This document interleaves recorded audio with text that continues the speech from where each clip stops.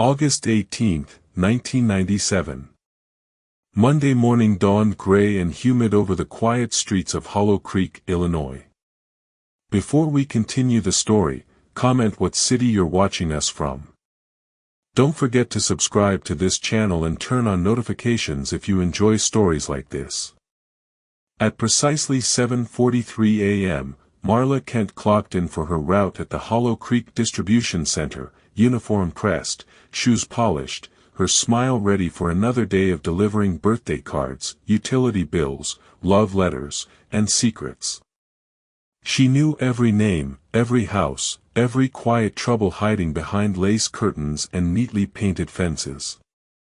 At 10:37 a.m., Marla waved cheerfully to Officer Bryce Daniels as he drove past her truck idling quietly at the intersection of Clover Hill Drive and Birch Hollow Lane. That simple wave would later haunt Daniels in his sleep. By 2:11 p.m., Marla Kent had ceased to exist. When Officer Daniels circled back hours later, he found Marla's postal truck parked perfectly straight at the curb, engine humming, hazard lights blinking patiently.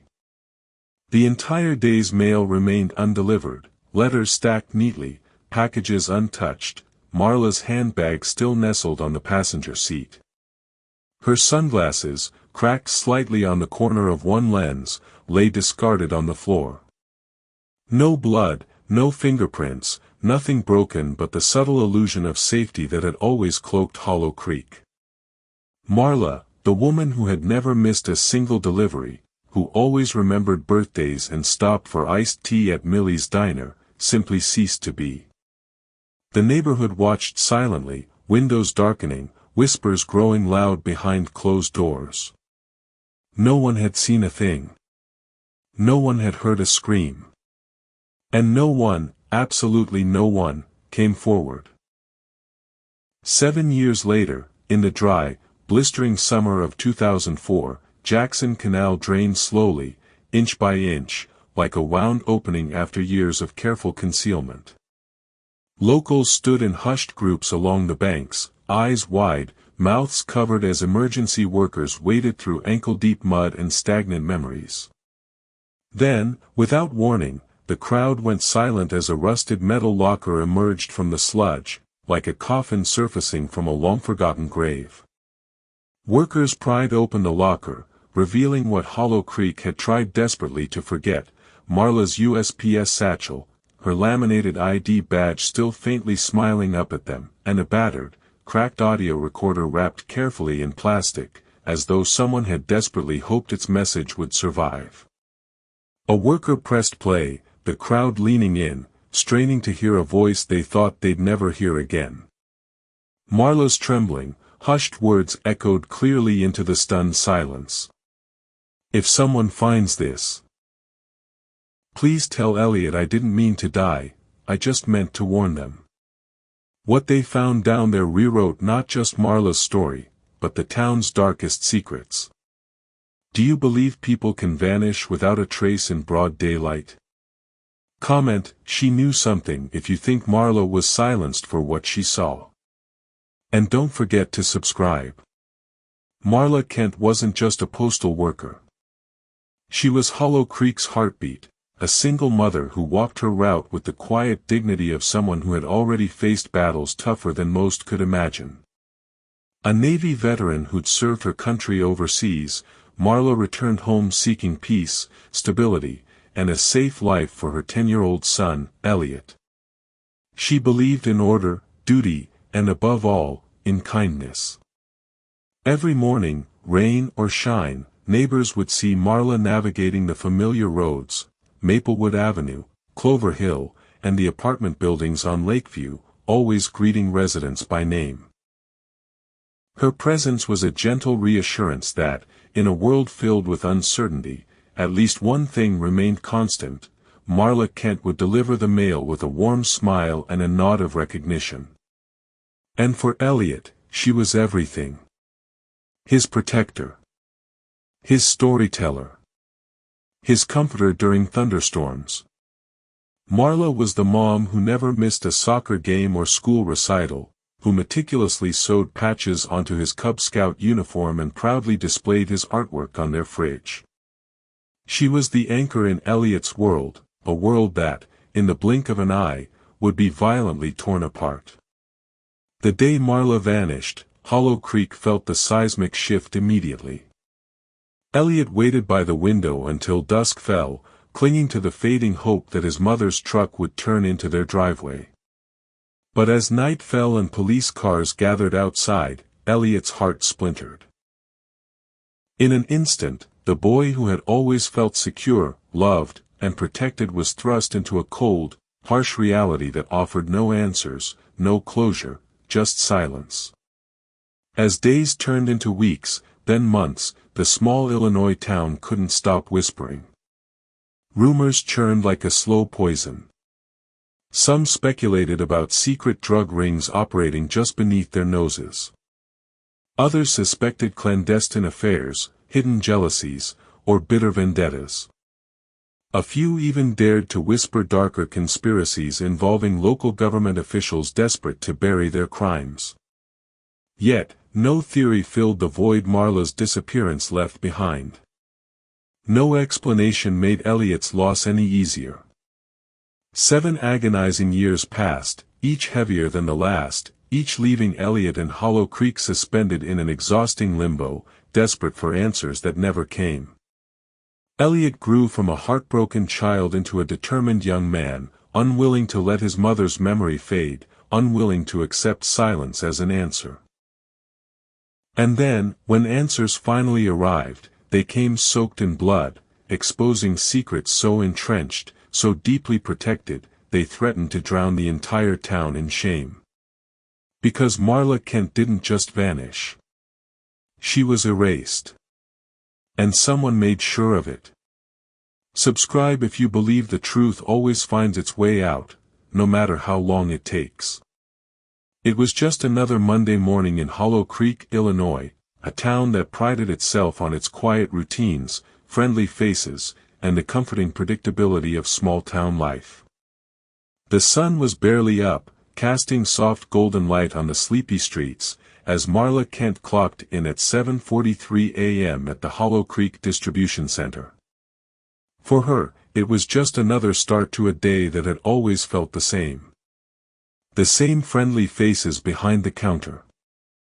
The same cheerful, good mornings exchanged with the dispatcher. The same steady hum of the postal trucks, each carrying a piece of someone's day, every envelope a link to the world beyond. Marla loved her job. It was simple. Predictable. And in that simplicity, she found a kind of peace. She had her route, Maplewood Avenue, Clover Hill, and the apartment buildings near Lakeview.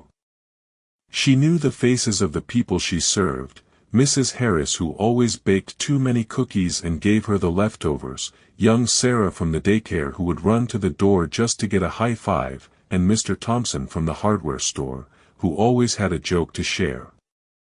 No matter how cold the weather, or how difficult the day, Marla made sure she delivered the mail with a smile and a few friendly words. And she never skipped her lunch break at Millie's Diner, that cozy spot right in the center of town. The clink of silverware, the hum of chatter, and the warmth of her usual iced tea and tuna melt were her small rituals, her moment to breathe before getting back to her rounds. But on this Monday, she didn't make it to Millie's. Her usual order wasn't waiting for her, and the friendly wave to Officer Bryce Daniels wasn't returned with the usual, casual ease. By noon, the streets of Hollow Creek, once humming with the rhythm of everyday life, fell eerily quiet. Something wasn't right.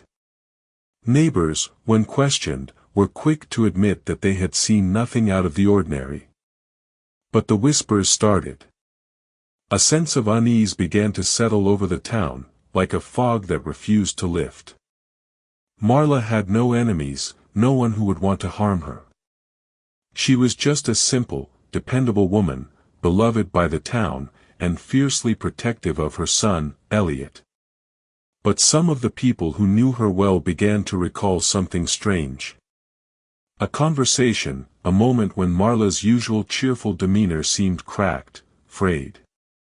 One neighbor, Betty Holloway, recalled a conversation she'd had with Marla just a week before she disappeared. Marla had been standing at the edge of her truck, looking out across the street. Her eyes were distant, and Betty remembered her saying, in a tone that chilled her to the bone, "I've been seeing things I shouldn't." Betty, uncomfortable with the unease in Marla's voice, had tried to reassure her, but Marla quickly shook it off, her smile returning as if she hadn't just let slip something ominous. But something had shifted in Marla's eyes, something Betty couldn't quite explain. Was it stress? Or was it something more? The feeling of being watched? Or knowing too much about things that weren't meant to be seen? In the following days, the town went on, carrying on with their usual routines. But not the same way they had before. The sudden, eerie absence of Marla was a shadow that loomed over Hollow Creek. She was more than just a male woman to them. She was the one who kept the town moving, who connected the dots with a smile and a wave. The town didn't know it then, but they would never be the same again. For her son, Elliot, the days began to stretch into unbearable weeks. He was only 10 years old, but he carried the weight of a grief that couldn't be understood. He waited at the window each day, hoping that somehow Marla would walk through the door, like she always did. When it didn't happen, he cried quietly in his room, hiding from the pitying stares of friends and neighbors. But Marla's absence wasn't the only thing to haunt Elliot. No, it was the questions that lingered, the unsaid things that danced in the corners of Hollow Creek. Was his mother in trouble? Had she been hiding something from him? Or had someone taken her from him? The answers were just out of reach, lingering like a storm cloud waiting to break. Flashbacks of Marla's life with Elliot began to flood his memory, quiet moments in their small, humble home. Marla brushing his hair before school, humming a tune as she worked through her pile of bills late at night. The smell of cookies in the oven as they snuggled on the couch during thunderstorms, her hand warm and reassuring on his shoulder. Marla had always been the picture of strength, gentle, yet unyielding. She was the fortress Elliot had always known, the one constant in his world. Now, that fortress was gone. And the town that once felt safe now felt like a place on the edge of an unspeakable truth. Have you ever had a gut feeling something bad was about to happen? Comment, it started with a whisper, if you think Marla was being watched, and if you haven't already, hit the subscribe button. The clock struck 2:11 p.m., and Officer Bryce Daniels, having made his routine rounds through town, returned to the scene. Marla's truck, once a familiar fixture on Hollow Creek's quiet roads, stood eerily still by the curb on Birch Hollow Lane, its engine still running, the radio silent. The truck was perfectly parked, no signs of a struggle, no tire marks suggesting hasty movement or distress. It was as if Marla had simply stepped out, leaving everything behind without a trace. On closer inspection, everything was in place. All of Marla's mail, bills, postcards, packages, remained stacked neatly on the passenger seat, untouched. Her radio was off, the emergency call button unused, the driver's side door ajar as if she'd been about to make her next stop. But there were no shuffling sounds, no frantic calls to dispatch. No panic. No signal that anything had gone wrong. Officer Daniels recalled the last confirmed sighting of Marla, a casual wave from the driver's side just before noon. He'd been passing by Clover Hill when he saw her, a flash of her signature smile and a nod of recognition. Marla was, as usual, calm and in control, her truck rolling along the smooth street with that steady, rhythmic hum. It had seemed like any other day. But now, it wasn't. Elliot's father, Jonas Myers, was the first person to be questioned. The two hadn't been together for several years, but they'd always remained amicable for Elliot's sake. Jonas was well known around Hollow Creek, respected for his work as a mechanic. When he was asked about Marla's disappearance, his alibi was airtight. At the time of her vanishing, he'd been working in his garage, with several customers and employees present who could vouch for him. There was no way he could have been involved. His hands were clean, his schedule clear. And yet, the police couldn't shake the unsettling feeling that someone knew more than they were saying. Then came the anonymous tip. It arrived one evening, slipping under the radar of normal channels, making its way to the tip line like a whisper in the dark. Check the man in apartment 3B at Lakeview.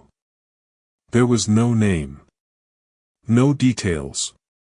Just a suggestion, a vague and haunting instruction, apartment 3B. Lakeview Apartments was a complex tucked in the quieter part of Hollow Creek, right by the small creek that ran through town. Marla's route had passed through there almost every day, delivering letters to tenants and residents who kept to themselves, never raising much suspicion. The police had no choice but to follow the lead. They approached the building with caution, unsure what they would find in that modest apartment. Apartment 3B was occupied by a man named Isaac Monroe, a drifter who had been in Hollow Creek for a few months. He kept to himself, never causing trouble, at least, not that anyone knew. But by the time they reached Monroe's apartment, it was already too late. Isaac Monroe had moved out that very night. Gone. No forwarding address. No traces of his belongings. Just an empty apartment, the air thick with the scent of dust and desperation. As the officers scoured the apartment, they found nothing. No clues. No sign of a struggle. It seemed like Monroe had vanished just as quickly as Marla. He had left behind only a handful of items, some clothes, a couple of empty beer cans, and a journal with pages torn out. But there was one thing they didn't realize at the time: the apartment would soon be sealed as evidence, but what they missed, what they failed to see, would cost them years of investigation. The truth, like most truths in Hollow Creek, had been staring them in the face the whole time, but the town was too blinded by its own quiet facade to see it. That tip, that anonymous whisper, was not the first clue. And the apartment wasn't just empty, it was hiding something much darker than anyone could have imagined. Would you trust a tip from a stranger if it meant finding someone you loved? Hit the subscribe button and comment. 3B is the key, if you think apartment 3B holds the truth. As the days turned into weeks, the investigation into Marla Kent's disappearance hit an unsettling plateau. The quiet hum of Hollow Creek's ordinary life seemed to return as if the mystery of Marla had been swallowed by the earth. But the case, for the detectives, was far from over. Each new piece of evidence only raised more questions, tightening the knot around Hollow Creek's well-kept secrets. The first breakthrough came when detectives uncovered partial fingerprints inside apartment 3B. The prints were smeared on a window frame, suggesting someone had been trying to flee in a hurry. The prints weren't a match to Isaac Monroe, who had lived in the apartment. They belonged to someone else. Someone they hadn't even considered. But it wasn't just the fingerprints that gave them pause. Hidden among Monroe's belongings, tucked inside an old, weathered couch cushion, was a torn piece of Marla's USPS uniform, a patch with her name, still faintly visible, clinging to the fabric. It was a small detail, insignificant on its own, but together with the prints, it painted a chilling picture. Isaac Monroe, the drifter with a criminal history that included burglary and battery, was now a prime suspect in the case. But he had one thing that the police couldn't reconcile: his lack of violence. Monroe's record showed no charges for anything more serious than property crimes and assault. There was no reason to believe he'd been involved in something as dangerous as Marla's disappearance. And then, without warning, Monroe vanished. No trace. No sign of where he went or what he was doing. His car was gone, his apartment cleared out in a matter of hours. The police checked his bank accounts. Nothing. No digital trail. No financial transactions. He had erased himself from the system completely. No phone calls. No emails. No activity to follow. It was as if he never existed. But the more they looked, the more they realized, Monroe wasn't the end of the story. He was just the beginning. As the investigation began to stall, a new voice entered the fray. A local reporter named Shayna Fielding. She was a scrappy, determined journalist from the Hollow Creek Gazette, known for her investigative tenacity. Shayna, though initially skeptical, became obsessed with the case. Unlike the police, she had no stake in playing things by the book. She followed her instincts, and they led her straight into the heart of Hollow Creek's hidden world.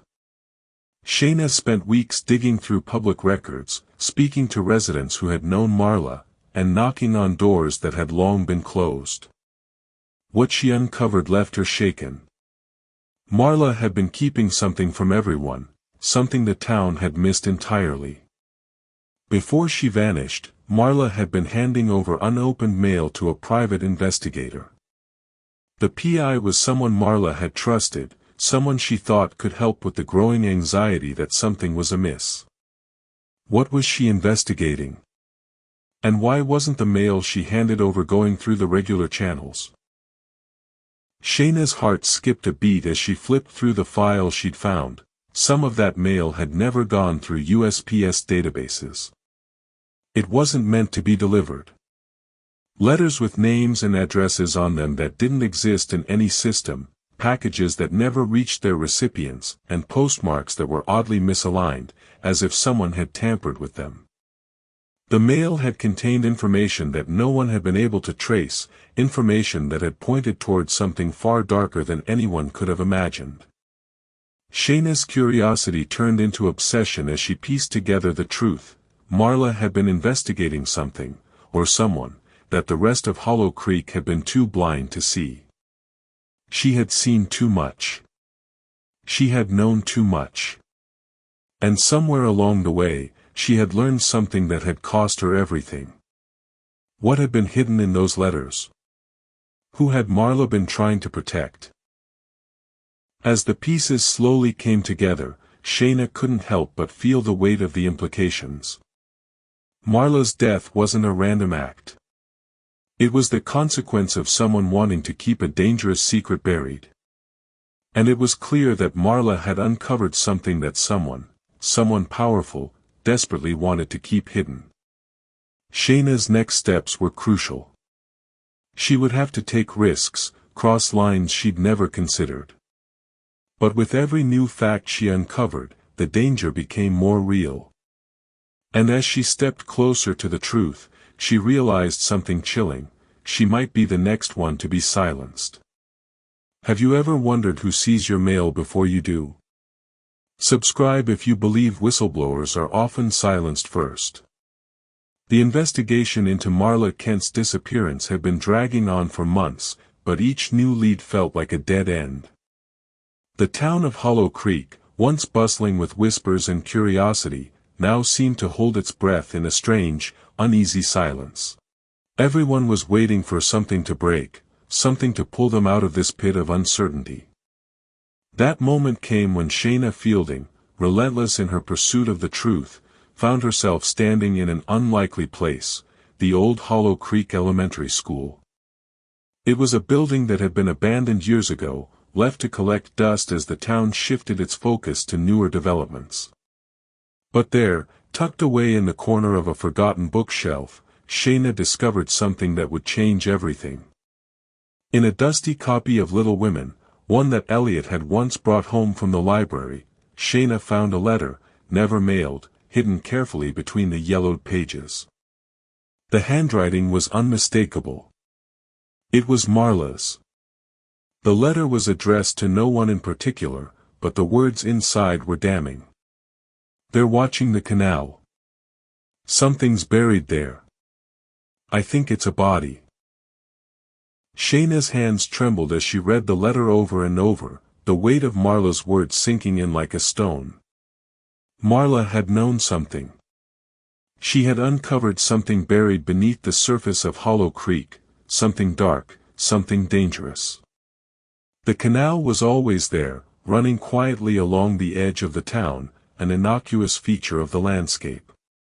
But now, it felt like a ticking time bomb, waiting to explode with the truth. But that was only the beginning. In Colorado, far from Hollow Creek, news broke that Isaac Monroe, the man who had lived in apartment 3B, had been found dead in a rundown motel room. It was initially believed to be a simple overdose, another junkie gone too soon. But when the autopsy results came back, the truth was far more chilling. Monroe hadn't overdosed on heroin or meth, as originally suspected. He had been poisoned. The poison wasn't a common street drug. It wasn't something you could find at the corner store or in the back alleys of the city. It was a rare, undetectable toxin that left no trace in the bloodstream, a substance that only someone with access to the highest levels of medical expertise could acquire. Monroe's death wasn't an accident. It was a message. The FBI took notice. They had been quietly monitoring the case for some time, but now, they were fully involved. Their interest wasn't just in Marla's disappearance anymore. It was in something much larger. A system of corruption, deceit, and criminal activity that had festered in the shadows of Hollow Creek for far too long. With the FBI's involvement, the case was classified, sealed off from public knowledge. The police were ordered to stop speaking about it. The town, once filled with whispers and speculation, was now eerily quiet. People stopped asking questions. The air grew thick with tension, and everyone, from the local store owners to the town's most influential citizens, seemed to retreat into silence. But Marla's letter, found just days before Monroe's death, had provided one crucial piece of the puzzle. She had been investigating something far more dangerous than anyone had realized, a mail fraud ring tied to the city's highest officials. As Shayna began piecing together the scattered clues, it became clear that Marla had been getting dangerously close to uncovering the full extent of the corruption. She had been working quietly, unnoticed, using her position at USPS to track fraudulent activities that involved not just Monroe but a network of people who had infiltrated the town's leadership. The ring wasn't just about stolen money. It was about power. About controlling the very fabric of the town. And Marla, with her keen eye for detail and her unwillingness to back down, had stumbled upon it. The truth was ugly. And now, it was buried, just like the body in the canal Marla had mentioned. The FBI's involvement was the first sign of just how far-reaching this scandal went. This wasn't just a small-town mystery anymore. It was a full-blown investigation into a criminal network that could tear the town apart. And Marla had been right at the center of it. But why had they silenced her? Why had they gone to such extreme lengths to make sure she couldn't finish what she had started? The answer was simple. Marla Kent knew too much. And someone was willing to do whatever it took to make sure that she, and her knowledge, were erased. Twist: Marla had been investigating a mail fraud ring tied to the highest levels of city government, and she was dangerously close to exposing it. Shayna stood at the edge of the abyss, staring into the dark waters that Marla had tried to warn them about. She could feel the weight of the truth pressing down on her, threatening to drown her in its depths. But she couldn't stop now. Not when she was so close. Because one thing was clear, Marla hadn't just disappeared. She'd been silenced.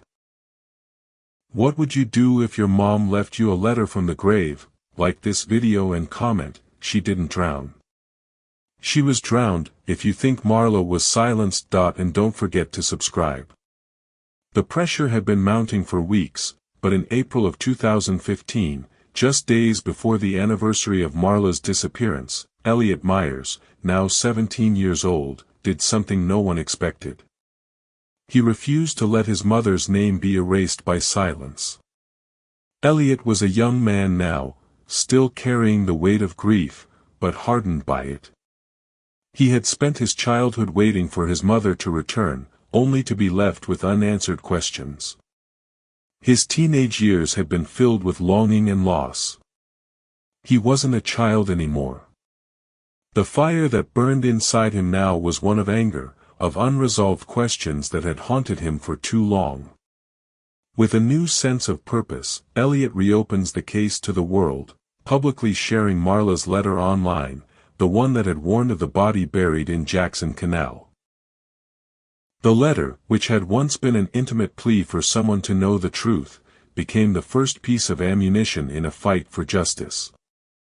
Elliot's words, like a beacon in the dark, caught the attention of thousands, but they also caught the eyes of those who wanted to keep the truth buried. As Elliot shared more about his mother's final investigation, the town of Hollow Creek became the epicenter of a storm no one had expected. The once quiet town was now a battlefield where the past collided violently with the present. Shayna Fielding, the local reporter, had followed Elliot's lead. She had never stopped digging. The pressure, the threats, the dangers, none of it stopped her. Shayna had come too far. And when Elliot shared Marla's letter, she knew that they were about to uncover something far darker than they could have ever imagined. But the closer they got to the truth, the more dangerous it became. It wasn't just an investigation anymore. It was a war. A week after Elliot's post, Shayna's car was torched, completely gutted by flames. The fire was set at the edge of town, where no one could see, but the message was clear. The people behind the cover-up were watching, and they weren't going to let anyone take what was theirs without a fight. But Shayna didn't flinch. She didn't run. If anything, the attack only fueled her resolve. She kept digging. What they uncovered was more than just the story of a missing woman. It was the story of an entire town built on lies. They discovered that Jackson Canal, the very same canal where Marla had warned that something was buried, had been routinely used as a dumping ground, not for trash, but for sensitive packages that couldn't be traced. Evidence, documents, things that could incriminate the people in power. All of it had been hidden there, out of sight, forgotten by the world. The discovery led them to a chilling link between Hollow Creek's mayor, Victor Lang, and a private security firm that ran shady operations out of the very buildings Marla had serviced. The same firm that Marla had likely been investigating in the final months of her life. Lang had kept his hands clean, too clean, but the deeper Shayna and Elliot dug, the more they realized that he had been at the center of a network of corruption, blackmail, and fraud, all hidden beneath the town's serene surface. Marla had been so close to unraveling everything. Then, just when they thought they had reached the breaking point, when they were about to expose everything, Shayna vanished. 2 weeks after the fire, Shayna's voice crackled through a voicemail, her voice trembling with the kind of raw emotion Elliot had never heard from her before. "Elliot, they know I know. It's bigger than you think. Don't stop. Keep going. You have to." The message cut off abruptly, and for a moment, everything felt frozen. Elliot listened to that voicemail over and over again, the last words his lifeline, his final thread of connection to the woman who had believed in the truth as much as he did. Shayna had become a beacon in the dark, someone who refused to be silenced by fear, and now, she was gone, likely silenced in the same way Marla had been. The town fell into even more silence after that. With the FBI involved, with people disappearing, Hollow Creek wasn't the same place. But Elliot? He wasn't going to stop. He couldn't. He had already lost one parent, and he refused to lose the voice of another. He was spiraling, yes. The weight of it all, the deaths, the secrets, the corruption, was suffocating. But he couldn't back down. He couldn't let Shayna's death, his mother's sacrifice, be for nothing. His anger drove him forward, fueled his every decision. The town, the officials, the corruption, they had no idea what was coming next. Elliot had grown into something fierce, something relentless. He wasn't just a teenager anymore. He was the last person standing between the truth and the dark world that wanted to bury it forever. He stood at the edge, looking into the abyss, and for the first time in his life, he realized that he was no longer scared of the darkness. He was going to fight it. And he was going to make them pay for everything they'd taken from him. Would you risk your life for the truth? Or would you run? Leave your thoughts in the comments below. The summer of 2004 was unlike any other in Hollow Creek. The drought hit harder than expected, draining the life from the town's creeks and ponds, leaving behind cracked earth and stagnant water. Jackson Canal, the once bustling waterway that threaded its way through the town, was no exception. The murky water that had concealed so many secrets for decades began to recede, inch by inch, revealing the truth buried beneath. The workers, tasked with clearing debris from the canal's banks, never expected what they would uncover that summer. No one, not even the most seasoned investigators, could have predicted the horror hidden beneath the silt. By August, the water levels had dropped so low that for the first time in years, the bottom of Jackson Canal was visible. It looked like a graveyard, stagnant and forgotten, but still holding its secrets. The police were called in, and the dredging began, cautiously at first. The workers, moving slowly with shovels and nets, combed the muck for anything of interest. They found broken furniture, rusted pipes, discarded trash. It seemed like an ordinary cleanup. But then, the metal caught the light. The rusted edges of a locker, half buried in the mud, gleamed against the dull gray of the canal bed. At first, it seemed insignificant, just another piece of debris in the forgotten waterway. But the closer they got, the more they realized this was no ordinary object. This was something that had been deliberately hidden. With trembling hands, the workers pried the locker open. Inside, they found a treasure trove of items that had no business being here. Marla's USPS satchel, the same one she'd carried on her daily route. Her ID, slightly damaged, but unmistakable. And beneath them, a small cracked cassette recorder. The recorder, old and worn, still hummed with life, despite the years of water and decay that had likely seeped into it. The workers stood frozen for a moment, unsure of what to do. One of them, a seasoned officer, took the recorder and pressed play. It was faint at first, but then, through the static and hissing, came the unmistakable voice of Marla Kent. "If someone finds this, please tell Elliot. I didn't mean to die. I just meant to warn them." The words were simple, but the weight of them hit like a hammer. Marla had known her life was in danger. She had recorded her final words not as a confession, but as a plea. A plea to her son. A plea that would now haunt the town forever. The workers, now visibly shaken, called in the authorities. The police quickly arrived and took over the scene, but it was already too late for the quiet town of Hollow Creek to pretend it hadn't been complicit. The truth, once buried, was finally coming to the surface, and it was worse than anyone could have imagined. Marla's words were clear: she hadn't meant to die. She had meant to protect her son, to warn him of the dangers she had uncovered. She had been blackmailing someone high up, someone with the power to silence her forever. It wasn't just a case of missing persons anymore. It was murder. And the people responsible weren't just faceless criminals. They were the men and women who had shaped Hollow Creek, people who had hidden their sins in plain sight, under the guise of respectability. Marla had been silenced because she refused to back down. She had fought to protect her son and expose the corruption at the heart of the town. But in the end, it had cost her life. And now, with her final message in hand, Elliot knew.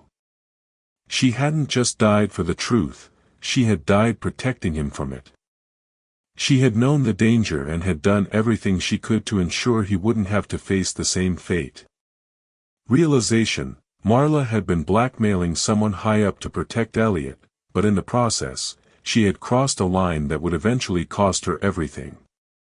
She wasn't just a victim, she had been a warrior, using her position and her knowledge to bring the darkness to light, even at the cost of her life. She had tried to protect him. She had tried to warn them all. Now, with the truth on the table, Elliot had a choice: keep the fight going or let his mother's death be in vain. He could feel her presence in the silence that followed the discovery. It was as if her voice still lingered in the air, urging him forward, not to give up. But the darkness, the danger, was closer now than it had ever been. And Elliot, no longer a boy, knew that the battle for Hollow Creek's soul had only just begun. Would you forgive someone who died to protect you, but kept you in the dark? Comment, she tried, if you believe Marla was a hero in her own quiet way. And subscribe to this channel if you haven't already. This moment shifts everything. The tide has turned for Elliot, and now the battle for justice begins in full force. The storm had been building for years, but now, standing in the center of it, Elliot felt the weight of everything that had come before him. The recording. The satchel. The truth that his mother, Marla Kent, had fought to expose at the cost of her life. She had never given up, no matter the cost. And now, it was his turn. It started with a single meeting. The same town that had once whispered about Marla's disappearance now found itself facing the very truths she had uncovered. Elliot stood before Hollow Creek City Council, holding Marla's final message in his hands like a torch ready to ignite the darkness. He used her words, the words she had whispered into that recorder. He didn't just demand answers. He pressed for them. He used her recording to force their hand, demanding the reopening of all closed fraud cases from the early 90s. He had made sure to gather every shred of evidence, every scrap that connected the dots, and now, armed with the truth, he could see the council squirm. For the first time, the town's leaders were confronted with something far more dangerous than they could have ever anticipated: the truth. Elliot's voice was strong, unwavering, echoing through the cold halls of power that had hidden their crimes for so long. The fraud cases, once dismissed, were now front and center. Examined by the public, investigated by new blood, and finally given the attention they deserved. The walls of Hollow Creek began to crack. A grand jury was called, and for the first time in years, people began to talk about the deals, the backroom transactions, and the names of those who had been in power and were still standing behind the curtains. 2 former councilmen were indicted for their involvement in the scheme, their crimes finally being laid bare. The news hit the town like a thunderclap, shocking everyone who had either ignored the corruption or been too afraid to question it. But there was one name that everyone had feared. Victor Lang. The name that had haunted Hollow Creek for years now became synonymous with everything that was wrong with the town. Victor Lang, the former police chief turned mayor, had orchestrated the cover-up, manipulated the town's quiet facade, and, most horrifying of all, had ordered Marla's murder. The sealed court documents revealed it all. The power he had wielded from behind the scenes, pulling strings and silencing anyone who dared to stand in his way. Elliot had always known. He had always felt it in his gut. The man who had risen to the top, who had kept his hands clean, was the one who had been the puppet master. And now, the truth was inescapable. With the evidence now laid bare, the final pieces of the puzzle fell into place. Lang's world was crumbling. And then, like a final death knell for the twisted empire he had built, Lang was arrested. It didn't come easy. Lang didn't surrender quietly. He ran, disappeared like a rat fleeing a sinking ship. The search for him took days, stretching out like an agonizing string of suspense. But they found him, hiding out in a secluded cabin deep in the Missouri woods. A 3-day standoff ensued. Authorities closed in, surrounded the cabin, but Lang wouldn't give up. It was only when the air grew thick with the inevitability of his arrest that he finally surrendered. And when the police entered his cabin, they discovered a wall of case files, all meticulously organized, detailing the hidden dealings, the shady contracts, the silenced names. And there, among the files, was Shayna's missing notes, the same notes she had worked so hard to gather before she disappeared. Her last efforts to reveal the truth. Marla's final effort to protect her son. Both women's voices echoed in those files, despite the silence they had been forced into. The case that had haunted Hollow Creek for so long was finally closed. But as the news rippled through the town, Elliot knew that the battle wasn't just about justice. It was about freedom, the freedom to speak without fear, to act without hiding, to live without being silenced. For Elliot, it was more than just revenge. It was truth, finally, and irrevocably, exposed to the light. He had become his mother's legacy. Her fight. Her voice. But the victory came at a price. It always does. Now, Hollow Creek would never be the same. But neither would Elliot. Would you confront the person who stole your peace? Subscribe for more stories where the silence finally breaks. This marks a huge turning point in the story, a complete transformation in Elliot's character from a grieving son to a relentless warrior for justice. The dust had finally settled over Hollow Creek, but the scars left by the years of silence, the betrayal, and the loss, ran deep. Victor Lang was behind bars, his empire crumbling into nothingness. The town, which had once been a quiet backdrop to secrets and lies, had now become a place of reckoning. For the first time, the streets of Hollow Creek felt different, lighter in some ways, heavier in others. Hollow Creek held its first ever Marla Kent Memorial Day. The event was small, almost too quiet for a town that had been rocked by such unimaginable truths. But for those who had known her, the ones who saw her strength, her courage, her loyalty, it was a day to finally honor the woman who had refused to be silenced. They gathered at the local park, flowers in hand, and stood in silence for a moment too long, a reminder that Marla Kent had been more than just a mail carrier, she had been the town's quiet heartbeat, and her death had become its wake-up call. But for Elliot, the weight of the memorial didn't bring the closure he had so desperately hoped for. He stood there, surrounded by faces that were strangers to him just a few months ago. Strangers who now knew the truth about his mother, but could never truly understand the magnitude of her sacrifice. He had won the battle.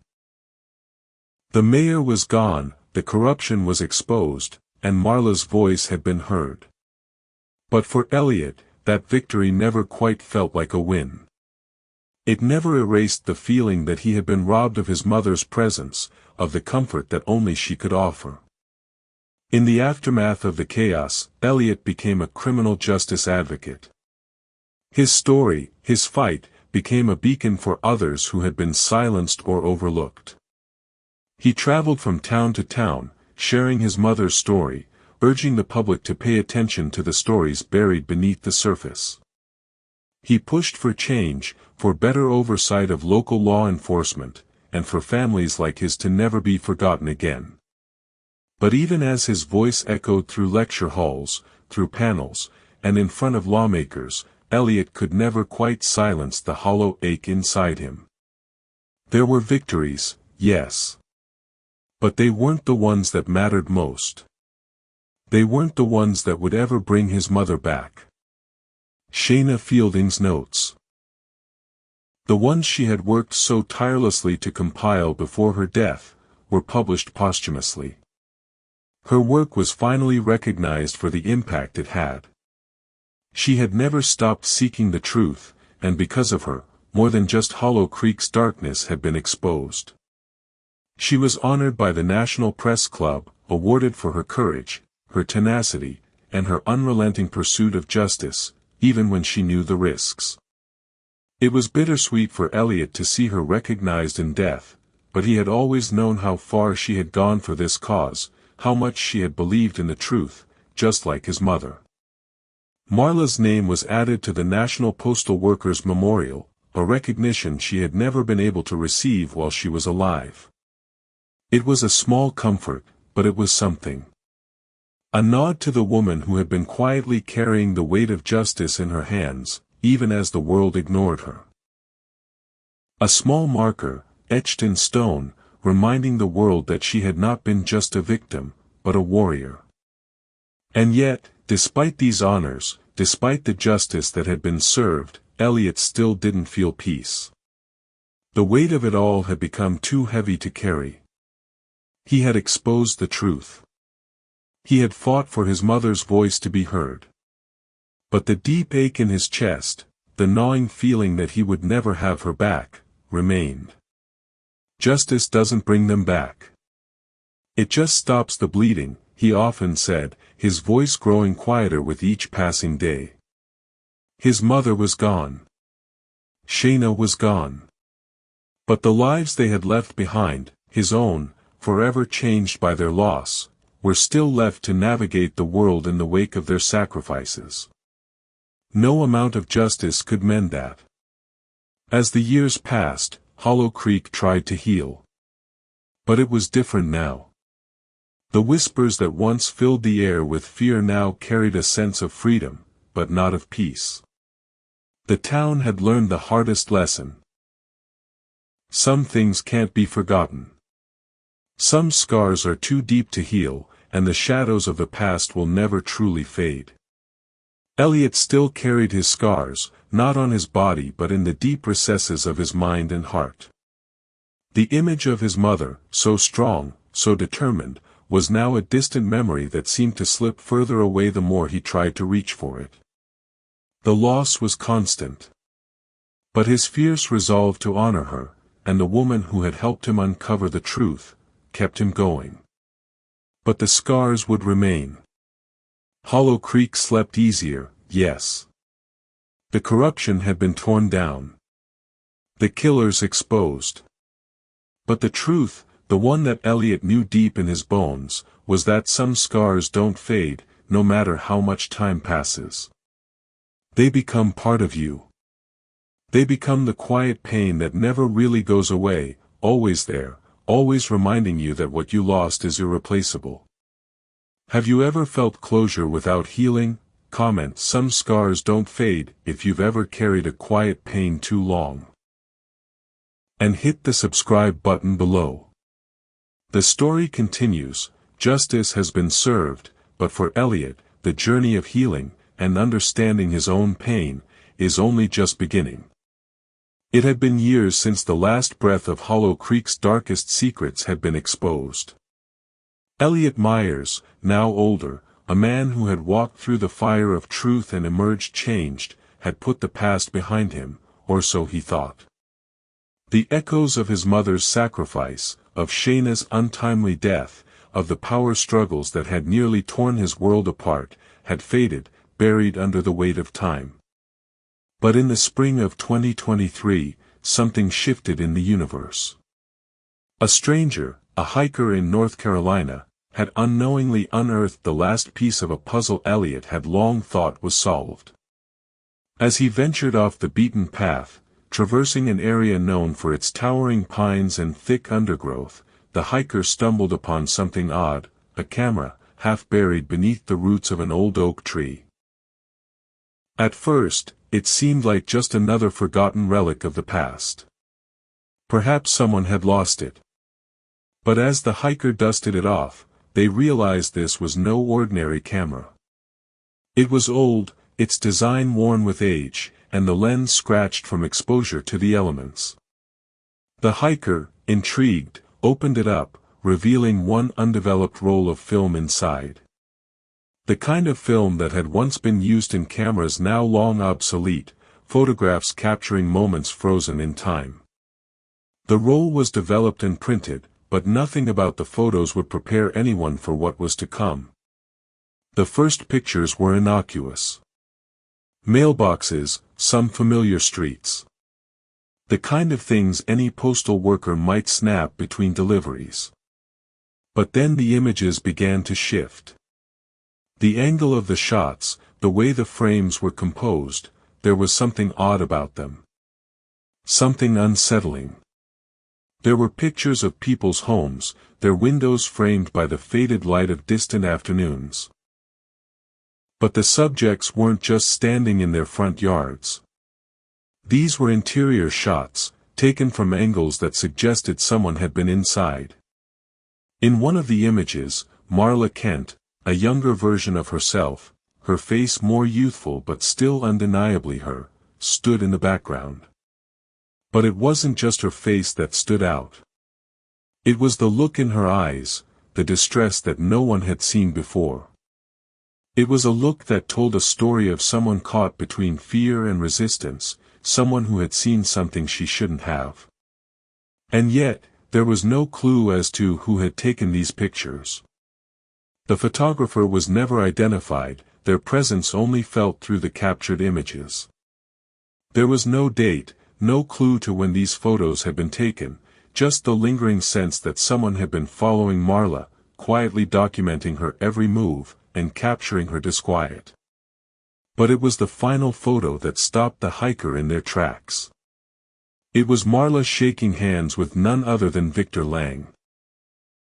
The very man whose actions had orchestrated her murder. The photo wasn't blurry, as if taken by accident. It was clear, intentional. The handshake looked ordinary on the surface, a gesture of formality, maybe a passing interaction between the two. But beneath that simple moment lay something far darker. There was a tension in Marla's posture, an unease in her expression, as though she knew that this handshake was not one of friendship or mutual respect, but one that sealed her fate. The photo lingered in the hiker's mind. Why had Marla been shaking hands with Victor Lang? Had she been compromised in that moment? Was this a clandestine agreement between two people whose fates were now intertwined in the shadows of Hollow Creek's corruption? Was it a warning she had sent to someone who would one day find the truth, or perhaps a farewell, the final act before her life was stolen from her? Marla had always been so careful, so aware of the dangers around her. Was this photo a final testament to her determination to uncover the truth, or was it something else entirely? Was it her final way of speaking from beyond the grave, to let the world know just how close she had been to the edge? The camera spoke volumes, but it raised as many questions as it answered. The truth had never been so close, and yet, it remained just out of reach. For Elliot, the discovery of this final photograph brought back everything he had fought for, everything he had lost in his pursuit of justice. The truth had been so close to him, so buried beneath layers of deception.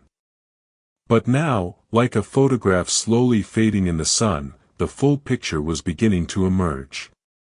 In that moment, Elliot knew, the truth doesn't just come in the form of grand gestures or loud declarations. Sometimes, it's hidden in the quiet moments, in the photographs that capture something fleeting, something impossible to ignore. And sometimes, it's the silence that speaks the loudest. Was it a warning? A farewell? Or did she know the camera would one day speak for her? This final twist leaves room for a world of possibilities, yet brings a satisfying closure to the long unanswered questions. Marla's fight wasn't just about justice for herself, it was about ensuring her son, her legacy, and her town would never forget what she gave. So now you've heard it. A USPS driver vanishes on her route, a town that once seemed peaceful now drowning in the echoes of secrets long buried, and a son, Elliot Myers, who refused to stop listening to the whispers that everyone else had ignored. The truth was out there, waiting for someone brave enough to face it. And Elliot? He had stepped into the unknown, found the courage to demand justice, and uncovered what was hidden in the shadows of Hollow Creek. But, as much as the town tried to bury the past had a way of coming back. The truth, no matter how deeply buried, always finds its way to the surface. And yet, after all of it, Elliot still couldn't find peace. What would you have done in Elliot's shoes? Would you have stood up, faced the darkness of your own town, and risked everything to uncover the truth? Or would you have let the silence consume you, choosing to walk away, let the past stay buried, and hope it would never come knocking on your door again? Would you have dug through the muddy waters of your past, knowing that you might not like what you find, but still searching for the pieces of your mother's final fight for justice? Or, in the end, would you have chosen the safer path, turning your back on the pain, and walking away from the haunting mystery of the canal that had swallowed so many lives? It's easy to say we would have done things differently. It's easy to judge from the safety of our couches or behind our screens. But Elliot, he was there. He stood face to face with the darkness of Hollow Creek. And in the end, he chose to keep going, to face it head-on, because he couldn't forget the people who had been silenced, the sacrifices made to protect him. What would you have done? Would you have chosen peace over truth? Or, like Elliot, would you have carried the weight of justice, knowing that it might never truly bring peace but could save the next person from the darkness that had claimed so many before? That choice, the choice to face the truth or run from it, is the one we all come to at some point. And Elliot made his choice. His story, and the story of Marla Kent, was far from over. It will never be over. Not for Hollow Creek. Not for Elliot. Not for the ones who never got to speak for themselves. Now, the question falls to you. Drop your theories below. What really happened to Marla Kent? Subscribe for more twisted stories where the past refuses to stay buried. Share this video to your loved ones and turn on notifications for more videos like this.